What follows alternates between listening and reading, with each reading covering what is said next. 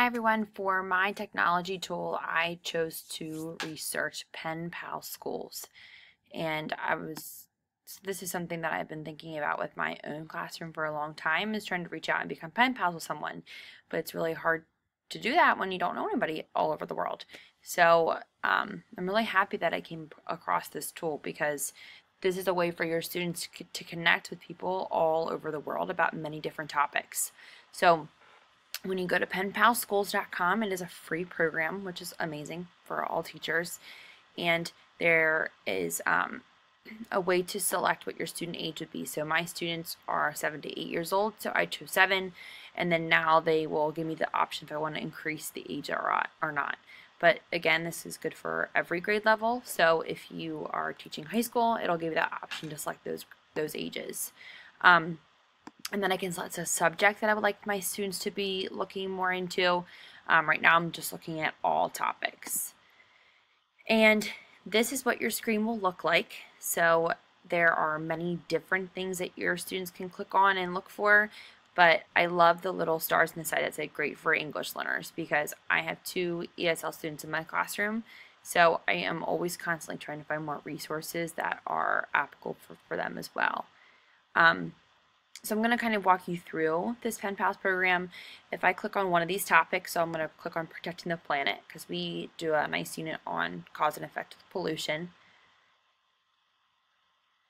Okay, and this is the way that it is laid out. So teachers can enroll into a classroom or into one of these Pen Pal discussions. You're not in it just yet, and this is kind of the preview for what that looks like. So I love that it starts off with an essential question. It tells your students exactly what's the purpose of what they're learning, and then it gives you some different options of projects that they can do. So this entire Pen Pal website is all about project-based learning, which I think is just absolutely amazing. So again, here they can choose different project options.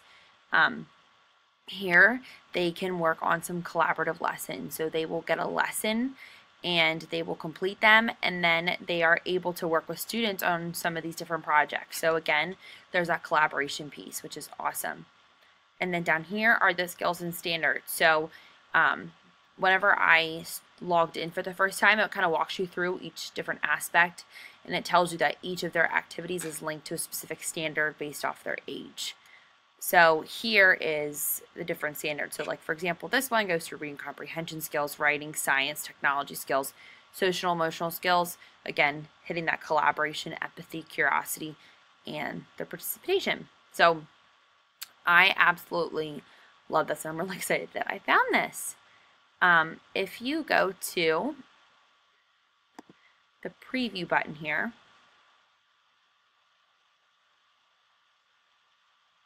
this is what it would look like if you were a student. So you can go through and see that there are different lessons that they can collect on and learn more about. And then over here is where they can create a project. So they have many different choices, which I think is awesome because it kind of gears for all different learners. They can create a video, they can use a picture, they can draw something, they can make music. Again, they can speak about something with art. So I think this is really amazing for all learners. If I go to my home page, and these are the different things that are in my actual classroom. If I click on this, you can share your Pen Pals with another teacher. So if you know someone in a different state, you can have them access the same website and you guys can all be working on the same topics together as a group.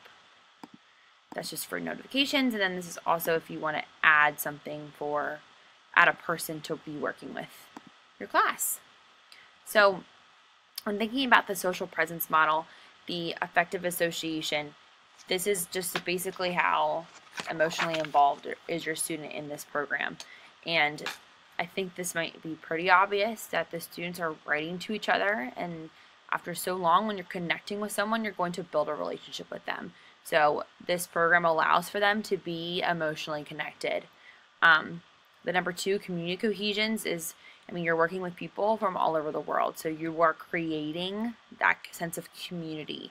even if it's not someone just in your classroom, which it could be, but potentially they had the opportunity to work with someone in a different country and a different state. So I think that that sense of community is so important, especially with things that are happening in our world today. And sometimes we forget that we all need to work together. So hopefully that this program could be a nice guiding star for our students. The next one is interaction intensity. So how much are they interacting with other people? And this is all the time. I mean, they're writing to other people, they're collaborating on projects together. The next one is knowledge and experience. Something that you can do as a teacher is on your home page.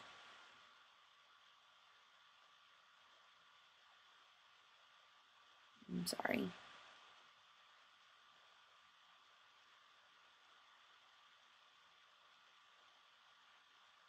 It's not loading on me.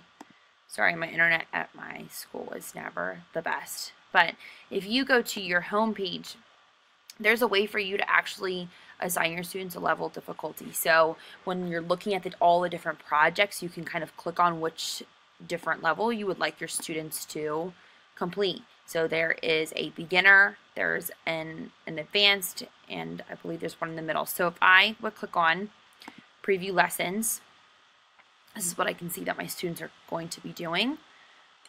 And if I click on lesson 1, this is where the beginner lesson would be. So this is the question that they'd be answering, and they would send it out to the students, and then they're able to respond to 3 other students.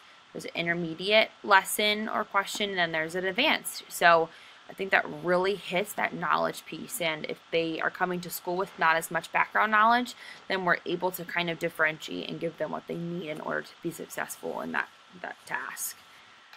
And then the last one is instructor involvement. I included this quote that 91% of students identified instructor involvement as being very important to their success.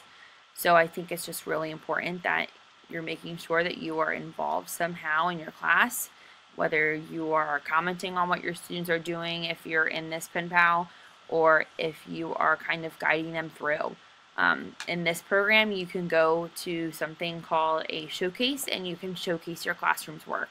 So I think that if you are showcasing your students' work, then they know that you are watching, they know that you're involved. And when you do, I think you're also building that relationship with your students. And then when you're thinking about that model on our table 5.3 and are making the move to K-12 online teaching, the first thing I think that this tool relates to is a shared resource. So all of these projects that have been created are accessible and available to all of the users. So it's a huge resource for tons and thousands of different projects that your students can be working on. The next one is reflection. So students are reflecting in their letter writing and with their pen pals about their readings and about their finding. It's all reflection. The next one is outreach and authentic. So activities, and they're collaborating on a global scale. So it's not just locally. I mean, they're able to kind of see different classrooms and things like that. Next one is problem solving. I think that they are able to collaborate with their peers, and when they're collaborating and they're discussing these different things that are going on in the world, especially like the example that I had pulled up about the environmental issues. So example, what environmental issues are most important to you and your community? I think right then and there, you're kind of discussing these world problems and being a problem solver. The next one is product development, and like I said previously, this entire website is a big project-based learning opportunity. So students are constantly creating those projects. And then again, that relates to demonstrating mastery. So when your students are going through all of those lessons, they can go back and click on which one they would like to use for creating a project. So how are they actually going to demonstrate that they have completely understood the material? So I really hope you give this a try. I am really excited, and I'm going to dig even deeper and find some lessons that I want to use in my own classroom. Thanks. Let me know if you have any questions about it.